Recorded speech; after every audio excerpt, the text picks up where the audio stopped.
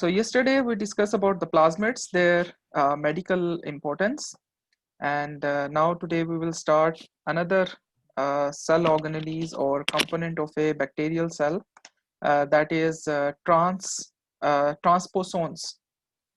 Transposons, they are actually fragments of DNA molecule. Transposons are actually the fragments or small pieces of DNA molecule, a small fragments of DNA which can transport or which can transfer from one side to another side. They actually move within the cell. Because of their movement, these transposons are also known as jumping genes. We know that the DNA, it contains a genetic material, so genes are present on DNA. So sorry, the genes are made up of this DNA. So DNA, these DNAs, they are jumping genes. Why? Because they are easily movable from one part of the cell to another part. So that is why these genes or these small DNA fragments, they transported or they transfer from one part to another part, or they transfer from bacterial DNA to the plasmid or a bacteriophages. For example, transposons, I told you, these are the fragments of DNA, like small DNA. And we know that DNA, that made up of, like the genes, they are made up of DNA. So DNA is a basic unit. So these small fragments of DNA, for example, if it is present in DNA, bacterial DNA, which is present at the site of nucleide. If you remember, we have discussed about the nucleide. So nucleide is the region where genetic materials, ribosomes or DNA is present. So these transposons, these are the small fragments of DNA which jump from DNA to plasmid. So plasmids are circular, double-stranded circular DNA. So these small fragments of DNA, they can jump from DNA to plasmid. And when they jump to the plasmid, they become integrated. They can be integrated into the plasmid. They can attach or integrated with the plasmid. Or some transposons, some small fragments, they can jump from plasmid to DNA. So that is why, because they jump from one side to another side, so that is why we call these transposons as a jumping genes. But remember this, transposons cannot replicate by themselves or cannot replicate independently. So transposons or a small DNA fragments, they must have to be integrated with either plasmid, or either they have be integrated with the DNA of a bacteria. So when DNA replicate, transposons DNA will also be replicate. The same when plasmid replicate, there will be a production of copies of these transposons. So transposons, they are mainly of two types. Although we have different types, but mainly they have two types according to their jumping. According to their jumping, we can classify these transposons into replicating, according to their jumping, we classify these transposons into replicative transpositions and direct transposition. According to their jumping, we classify or we divide these transposons into two categories: replicative transposition or replicative transposon, or direct transposons. What does it mean, replicative and direct? Some transposons, they replicate in the DNA and produce their copy. For example, this is a bacterial DNA, simple bacterial DNA. So this part is a transposon DNA. So when the DNA replicate, when the DNA replicate, these transposon will also replicate. So daughter DNA will be formed. So it means this transposon will have a copy. So instead of primary transposon, if the copy of the transposon, the copy of a transposon, if it insert to the plasmid, or it jump from DNA to the plasmid, or it jump from one part of the DNA to the other part of the DNA of a bacteria, then this is known as replicative transposition. Class, understood? Let me repeat it. I said, what are transposons? Transposons are jumping genes. These are the small fragments of DNA molecule which can jump, which can move within the cell. Which cell? Bacterial cell. Human cell does not have these transposons. So these transposons, a small fragment of DNA which contain a which contain information about different things. We will discuss later about what type of information they have. Normally they have information regarding in resistance, microbial resistance against the antibiotic. So these transposons, they can jump from DNA to plasmid, and they can jump from plasmid to DNA. So according to their jumping, we can classify these transposons into two types: replicative and direct. If the transposon which is attached with the DNA, it replicate, when it replicate, we have a replicative copy or a second copy or a simple copy of the primary one. And if the copy of a transposon, the original transposon DNA is attached with the DNA, but the copy of a transposon, when it jump or it attach or it integrate into the plasmid, or it integrate at other site of DNA. We know that DNA is of bacteria is not so small, it's so big. So from one side to another side, if it attach to any other site of DNA, or either it jump to the plasmid, then this type of jumping is known as replicative transposition. As the name suggests, replicative, it means the transposon gene or the transposon DNA is replicated first, and the copy of this transposon is jumped from one side to another side. And the second one, we have direct transposition. Direct transposition means that there is no copy of transpogen.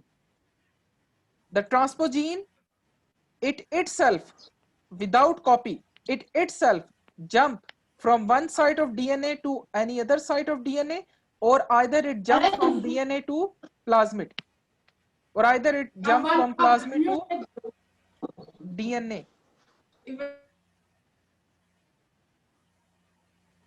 So this is known as direct. This is known as direct transposition. Why we call it direct transposition? Because in this the gene, the DNA itself, it transported, it jumped from one side to another side. So these are the transposons. So transposons, they are responsible for drug resistance. They have coding for drug resistance, most common, and to produce toxins. So bacterial endotoxins, you remember we discussed about endotoxin and exotoxins. So bacterial endotoxin, exotoxins, or some metabolic enzymes, their codes are present on these jumping genes. And these transposons, they are responsible for mutation in the bacterial DNA. These jumping gene, they are responsible for mutation in the gene, in the DNA of a bacteria. So that is why the bacteria, it get resistance against the environment. That's why this bacteria can get resistance against antimicrobial drugs, or maybe some environment, some harsh environment, some high heat, high temperature, pH. So these type of resistance, they are acquired due to these genes, because when these genes, they attach with the plasmid, they cause mutation in the plasmid, because now a new gene has been added in the plasmid. And when a new protein is formed from this plasmid, that protein is produced by these transposons, and that protein will have different characteristic, as well as they have different role. So that is why these transposons, they are clinically or medically, they are very important. Yes, class? Understood? Yes, sir. Okay. So when we see the structure of a transposon,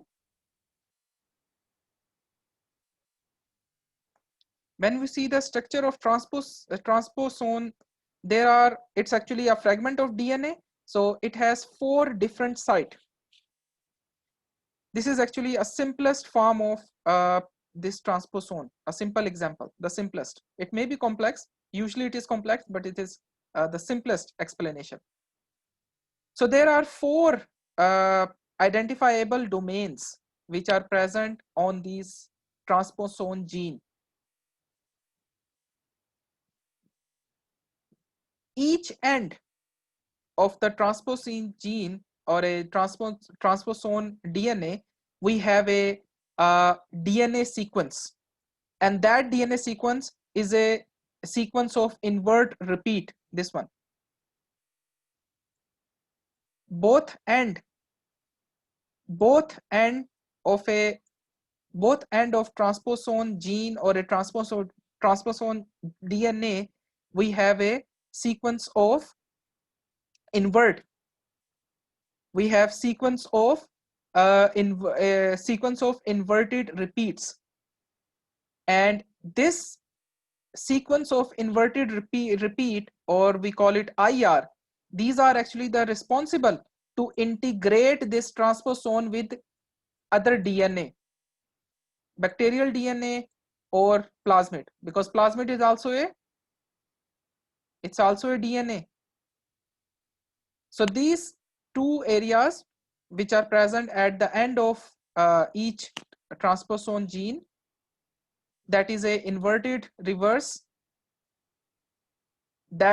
and this help the transposon to integrate with the DNA of a bacteria or a plasmid. The second domain is a gene for transposase. The second is a gene for transposase enzyme. This one. This is a second domain. This transposase gene is responsible for cutting and integration or integration of this transposon with the DNA. For example, this is a plasmid. So plasmid is a circular double-stranded DNA. So if I want to attach any gene, because it's enclosed, or even if we have a simple DNA, bacterial DNA, so if I want to insert this gene into the DNA, first I have to ligate, I have to cut down, I have to ligate, I have to cut down,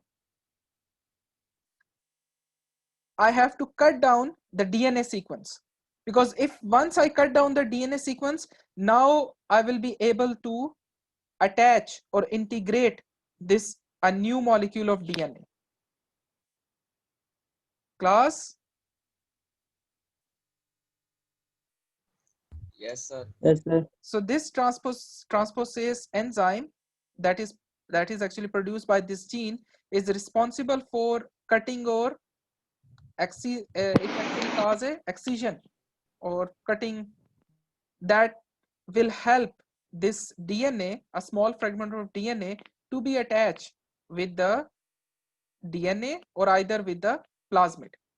So this is the second domain which we have which is present in the transposon gene.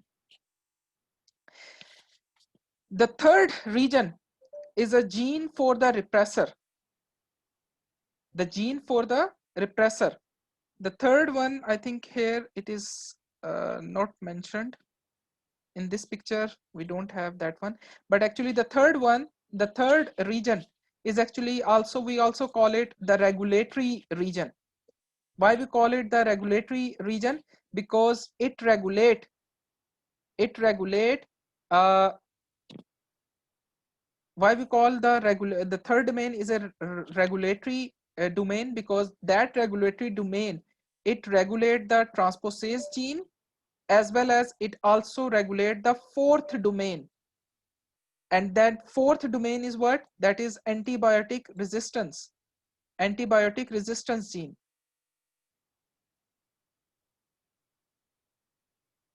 So third domain is responsible to regulate the transposase gene and the antibiotic gene. That is actually the fourth domain.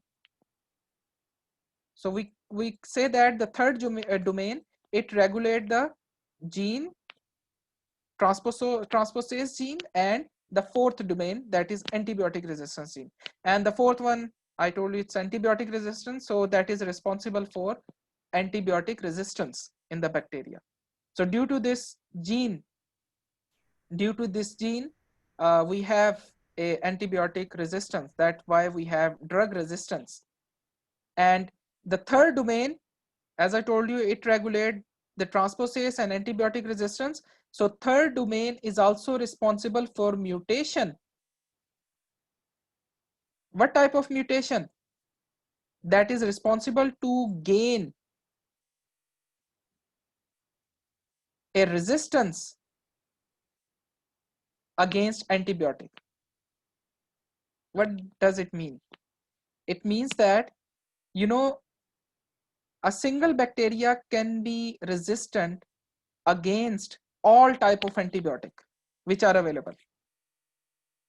So one type of gene is responsible for one type of drug, because that is responsible for production of enzyme. For example, in last lecture, I told you about the beta lactamase enzyme.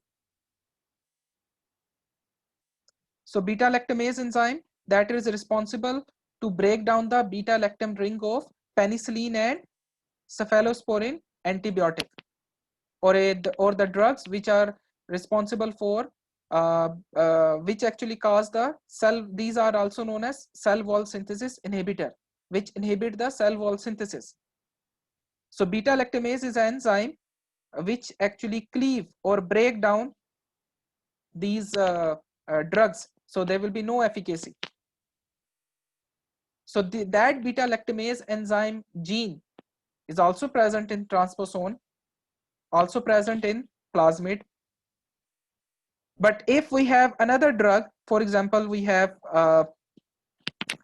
like let's suppose we have DNA gyrase inhibitor.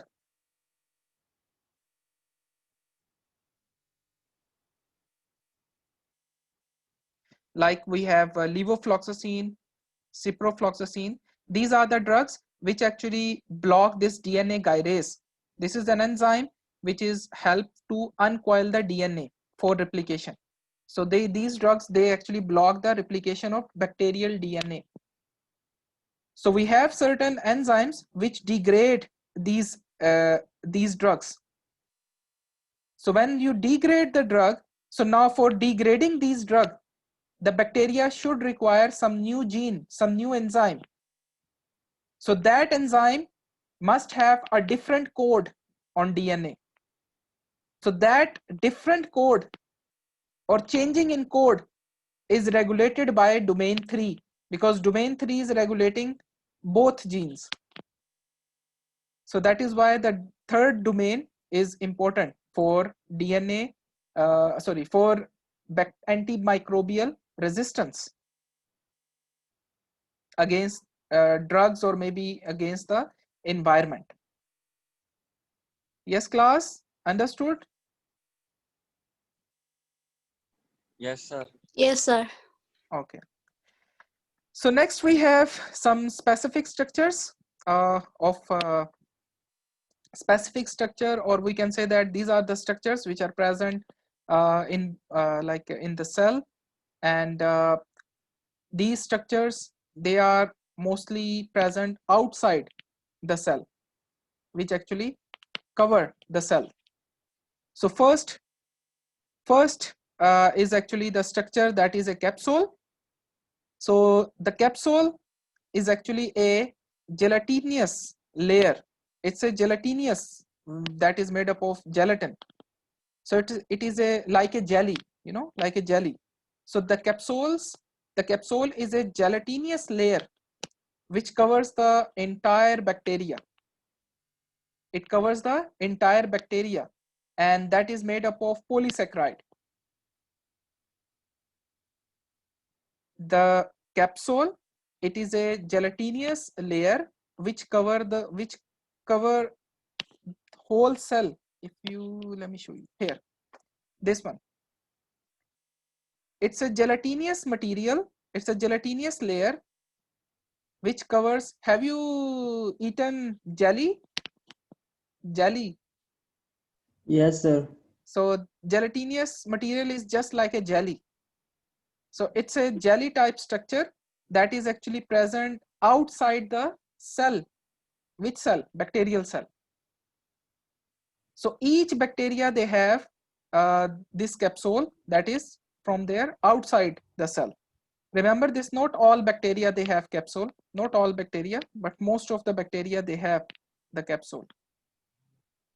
So these capsule, they are made up of polysaccharide, and this polysaccharide is actually vary species to species as well as bacteria to bacteria.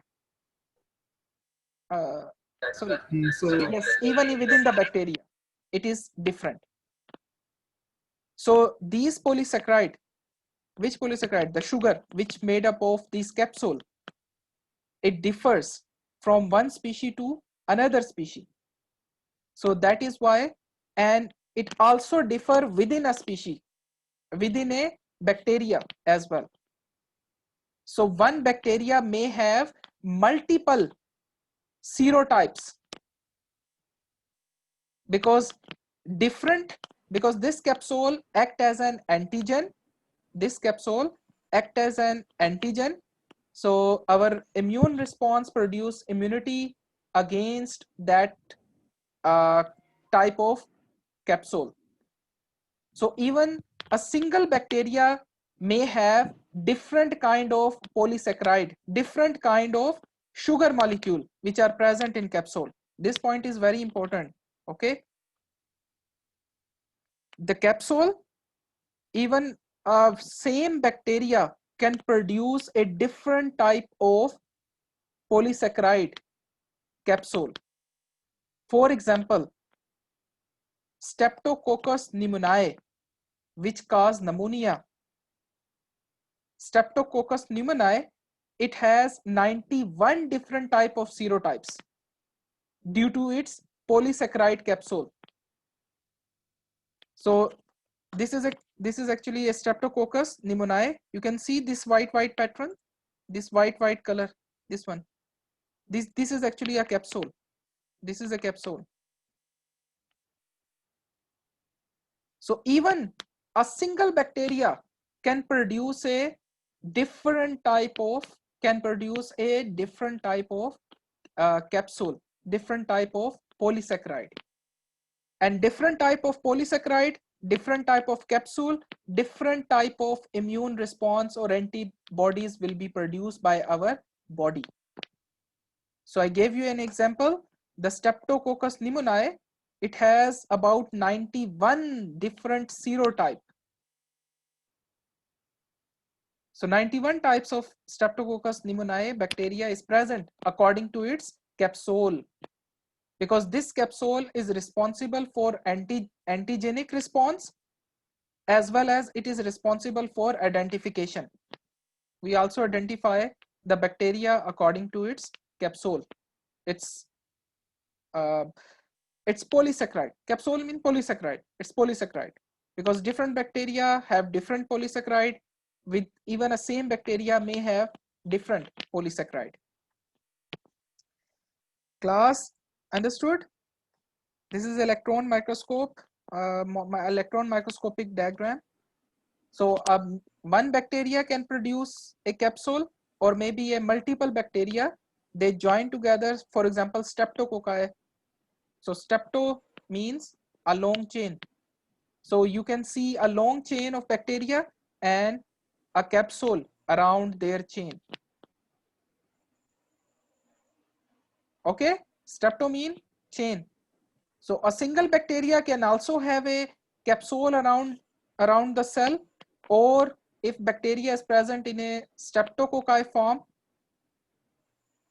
either it bacillus cocci, so they also produce a capsule throughout their chain, along with their chain. Yes, class? Understood? Sir, understood. Okay. Yes, sir.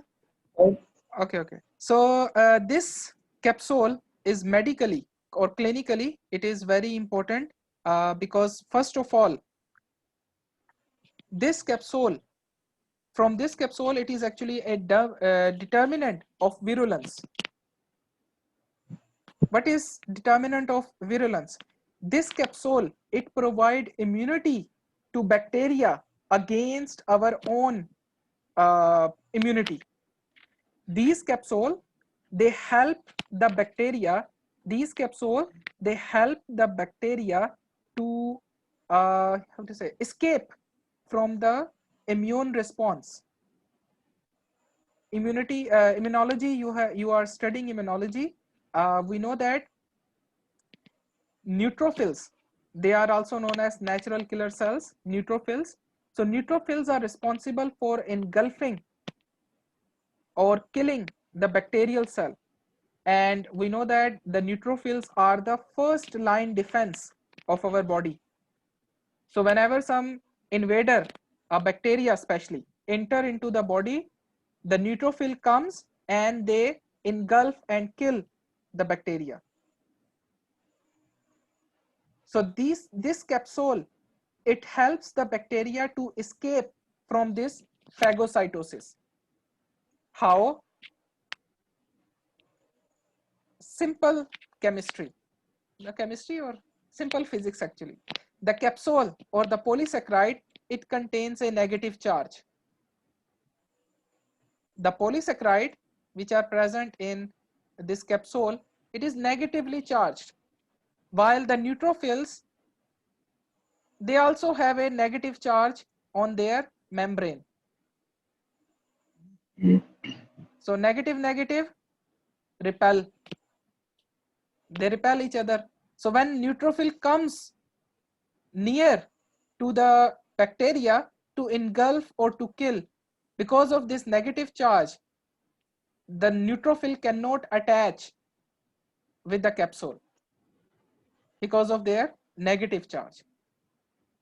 So that's how this capsule helps the bacteria to escape from the immune response. So when the bacteria escape from the immune response, it means this bacteria will cause pathogenicity. So the bacteria which are present in the body, their capsule help them to escape from the immune response and help them to cause pathogenicity or pathogenesis or disease. So that's why this capsule is a first determinant of virulence. We can determine the virulence. And remember, when the bacteria lost its capsule, when the bacteria lost the ability to produce or lost the capsule, those bacteria are usually non-pathogenic. Why we call them non-pathogenic? If bacteria do not produce this capsule, so bacteria is present without capsule, so neutrophils can come and engulf these bacteria. So these bacteria will no longer cause any disease. Am I right? Yes, sir. So that is why the bacteria which lost their ability to produce capsule, those bacteria are usually non-pathogenic. Why? Because even if they enter into the body, our neutrophil comes and kill those cells, kill those bacteria. So this is a clinically significance or medical significance of this capsule for bacteria or for against neutrophil.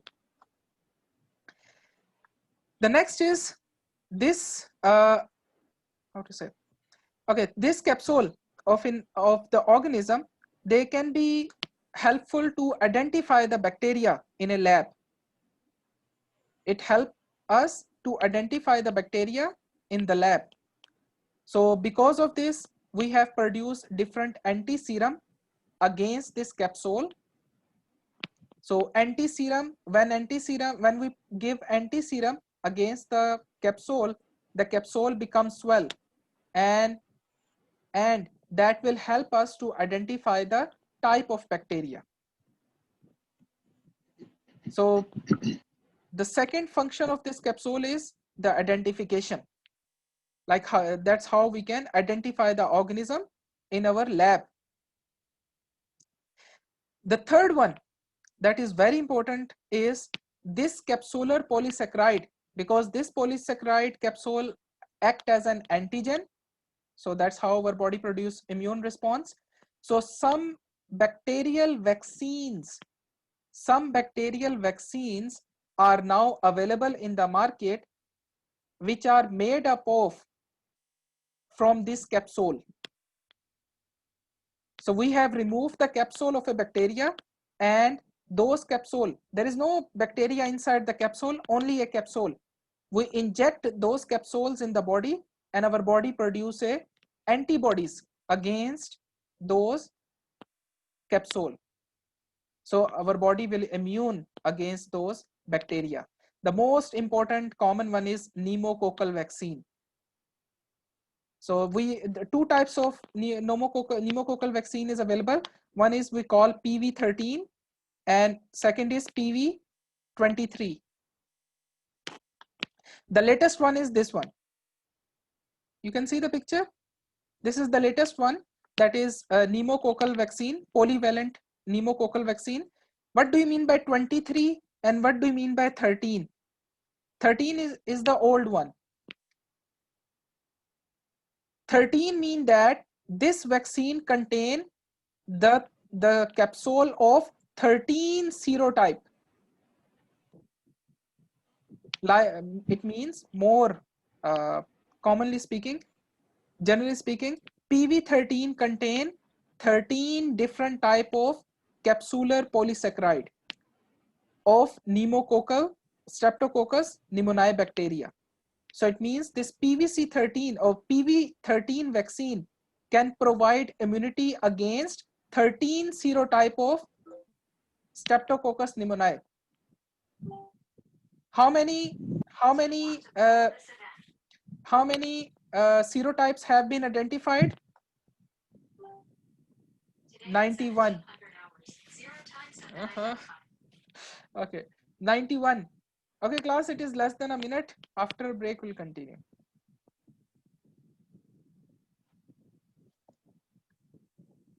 You have any question, class?